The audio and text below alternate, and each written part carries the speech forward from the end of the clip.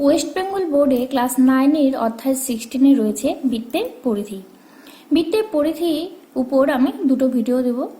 আজকের ভিডিওতে থাকছে বৃত্তের পরিধি সূত্র, বৃত্তের পরিধি সংক্রান্ত কিছু সংক্ষিপ্ত উত্তরভিত্তিক প্রশ্ন ও উত্তর। এর পরবর্তী ভিডিওতে বৃত্তের পরিধি বিষয়ক বড় প্রশ্নের উত্তর নিয়ে আমি আসব। তা চলো দেখে নিই বৃত্তের পরিধি সূত্রটি কি। এটি যদি একটি বৃত্ত হয় এবং এর ব্যাসার্ধ কি ধরেছি r একক, তাহলে বৃত্তের পরিধি সূত্রটা হবে 2πr, এত একক, যেখানে r কি বৃত্তটির ব্যাসার্ধ।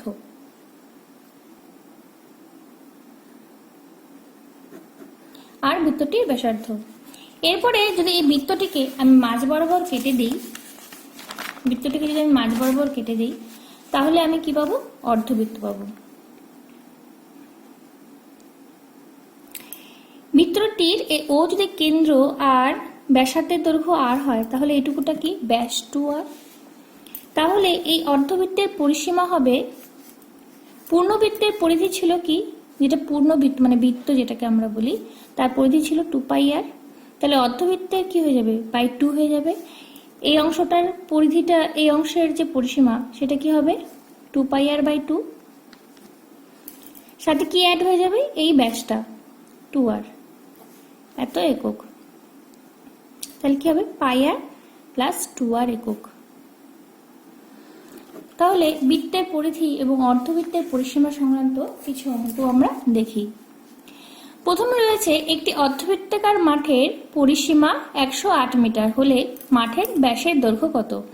তাহলে ধরে নেব অর্ধবৃত্তাকার মাঠের ব্যাসার্ধ r একক। তাহলে ধরি অর্ধবৃত্তাকার মাঠের ব্যাসার্ধের দৈর্ঘ্য r একক। তাহলে প্রশ্নানুসারে একটু আগেই আমরা অর্ধবৃত্তের পরিসীমা জানলাম, কি হবে? πr + 2r = কত হয়ে যাবে? 108।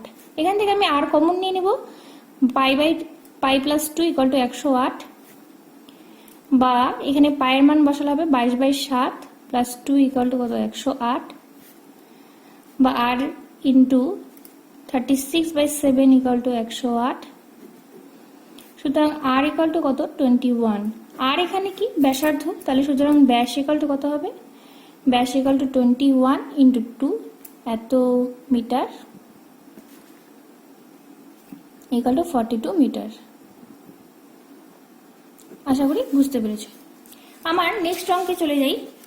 2 নম্বর অঙ্ক রয়েছে একটি চাকার পরিধি ও ব্যাসের অন্তর 75 সেন্টিমিটার হলে ওই চাকার ব্যাসের দৈর্ঘ্য কত? চাকার পরিধি ও ব্যাসের দৈর্ঘ্যের অন্তর 75 সেন্টিমিটার। তাহলে আমরা আগের অঙ্কটির মতোই চাকার ব্যাসার্ধ ধরে নেব r, চাকার ব্যাসার্ধ ধরলাম কি r। আমি শর্টকাটে লিখছি যাতে ভিডিওর দৈর্ঘ্য কম হয়। r একক বা r সেন্টিমিটার, যা খুশি ধরতে পারি, r সেন্টিমিটারও ধরা যেতে পারে। তাহলে প্রশ্নানুসারে কি? প্রশ্নানুসারে চাকার পরিধি ও ব্যাসের দৈর্ঘ্যের অন্তর 75। চাকার পরিধি 2πr আর ব্যাসের দৈর্ঘ্য 2r, তাদের অন্তর মানে বিয়োগফল = 75। এখানটায় ব্যাসের দৈর্ঘ্য জানতে চেয়েছে, তাহলে ব্যাসের দৈর্ঘ্য কি? 2r। 2rটাই আমি কমন নিয়ে নিচ্ছি, π - 1 = 75, বা 2r 22/7 - 1 = 75, বা 2r × 15/7 ক্যালকুলেশন করলে আসবে 3, বা 2r = কত? 21। তাহলে 2rটাই কি? ব্যাস। তাহলে সুতরাং চাকার ব্যাসের দৈর্ঘ্য 21 সেন্টিমিটার। ব্যাসের দৈর্ঘ্য কত? 21 সেন্টিমিটার। আশা করি বুঝতে পেরেছো। আমার নেক্সট 3 নম্বর অঙ্কে চলে যাই।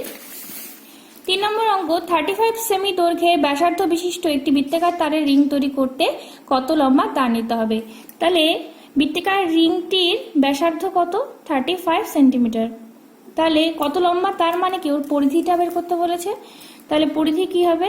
তাহলে প্রয়োজনীয় বৃত্তাকার রিডিং দৈর্ঘ্য কত লম্বা তার নিতে হবে। সুতরাং তার নিতে হবে, একবারে লিখছি আমি, তার নিতে হবে 2 পাই আর এত একক, 2 × 22/7, আর এখানটা কত 35 এত সেন্টিমিটার, 220 সেন্টিমিটার। আশা করি বুঝতে পেরেছ। এরপরে আমার নেক্সট অঙ্কে চলে যাই, 4 নম্বর অঙ্ক। 4 নম্বর অঙ্কটি হলো, একটি ঘড়ির কাঁটা, ঘন্টার কাঁটা ও মিনিটের কাঁটার গতিবেগের অনুপাত কি? ঘড়ির ঘন্টার কাঁটা ও মিনিটের কাঁটার গতিবেগের অনুপাত কি বের করতে বলছে। আচ্ছা তোমরা লক্ষ্য করো, ঘড়িটি এখানে যদি 12, এখানে 6, 3, 9, 1, 2, 4, 5, 6, 7, 8, 10, 11, তাহলে এই ঘড়ির ঘন্টার কাঁটা এক পাক ঘুরতে কত ঘন্টা নেয়? 12 ঘন্টা। 12 ঘন্টায় ঘড়ি ঘন্টার কাঁটা 12 ঘন্টায় ঘুরে এই পূর্ণবৃত্ত এক পাক। আর মিনিটের কাঁটা কিন্তু 60 মিনিটে মানে 1 ঘন্টাতেই কিন্তু পুরো এক পাক ঘোরে। তাহলে ঘন্টার কাঁটাটি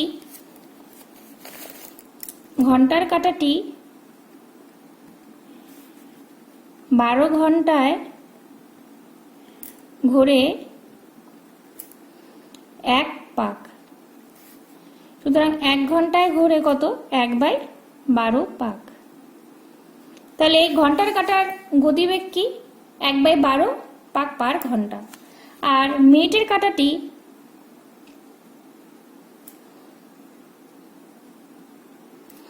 1 ঘন্টাতেই কত ঘুরবে? 1 ঘন্টাতেই মানে 60 মিনিটে কি ও পুরো ঘড়িটি কি প্রদক্ষিণ করবে? 1 ঘন্টায় ঘুরে এক পাক। তাহলে ঘন্টার কাঁটা ও মিনিটের কাঁটার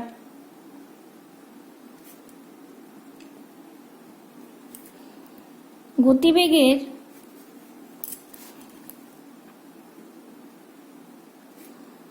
অনুপাত কি হবে? ঘন্টার কাঁটা মিনিটের কাঁটার গতিবেগের অনুপাত হবে কি? ঘন্টার কাঁটাটি 1 ঘন্টা ঘুরে 1/12 পাক, আর মিনিটের কাঁটাটি 1 ঘন্টা ঘুরে কত? 1 পাক। তাহলে সুতরাং 1:12। এটা কি অ্যান্সার? এরপরে 5 নম্বর অঙ্কে চলে যাই। একটি বৃত্ত একটি বর্গক্ষেত্রে অন্তর্লিখিত। একটি বৃত্ত কি একটি বর্গক্ষেত্রের মধ্যে অন্তর্লিখিত। অন্তর্লিখিত মানে ওই বর্গক্ষেত্রটি ভিতরে রয়েছে ওই বৃত্তটি।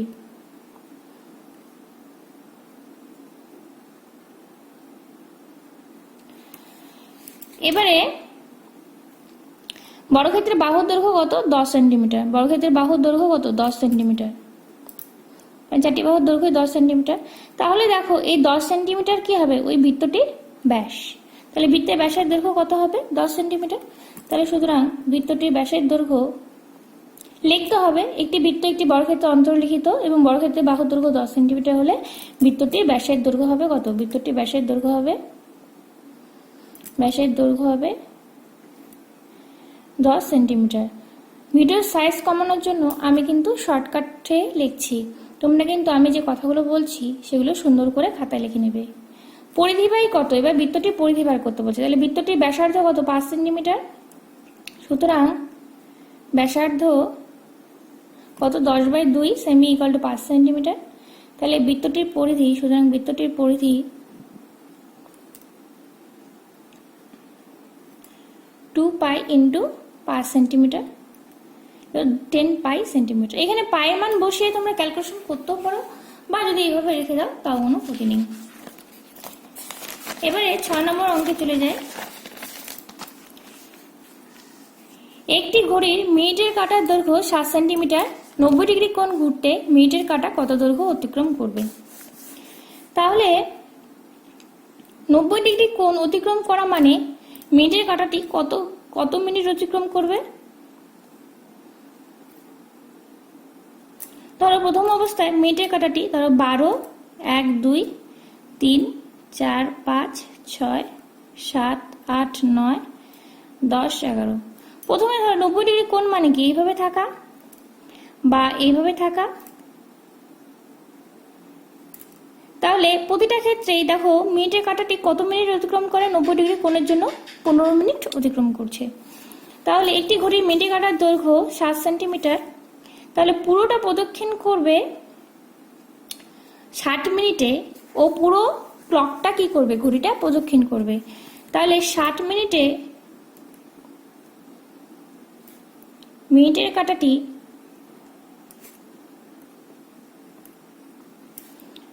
প্রদক্ষিণ করে পুরো বৃত্তটা মানে কি, ও বৃত্তটির পরিধি অতিক্রম করবে 2 পাই আর এত সেন্টিমিটার। এবার 2 × 22/7 মিনিটের কাঁটার দৈর্ঘ্য বলে দিয়েছে, দৈর্ঘ্যটাই কি, মিনিটের কাঁটার দৈর্ঘ্যটাই কি, ওর ব্যাসার্ধ 7 সেন্টিমিটার। কত হয়, আচ্ছা এভাবেই রাখছি, 7 কেটে দিই, 44 সেন্টিমিটার। এবারে 90 ডিগ্রি কোণে ঘোরা মানে 15 মিনিট অতিক্রম করা। মিনিটের কাঁটাটির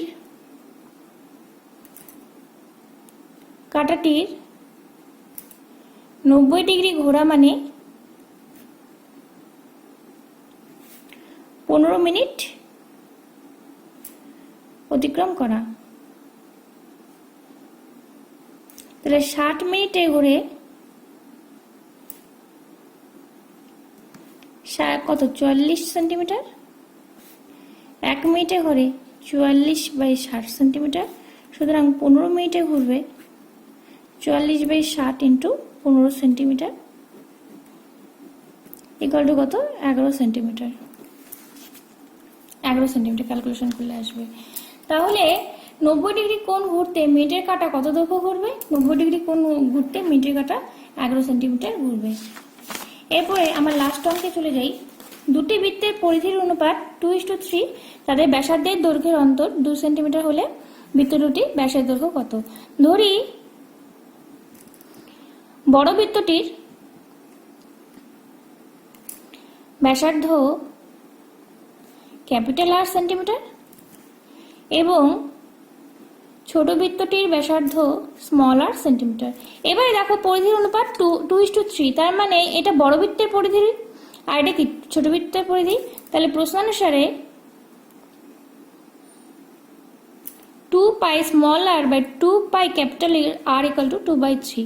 যেহেতু 3 এখানে সেকেন্ড যে টার্মটা রয়েছে সেটা বড়, তাই বৃত্তের পরিধির অনুপাতে এই সেকেন্ড টার্মটা হবে কি, বড় বৃত্তের জন্য এসছে।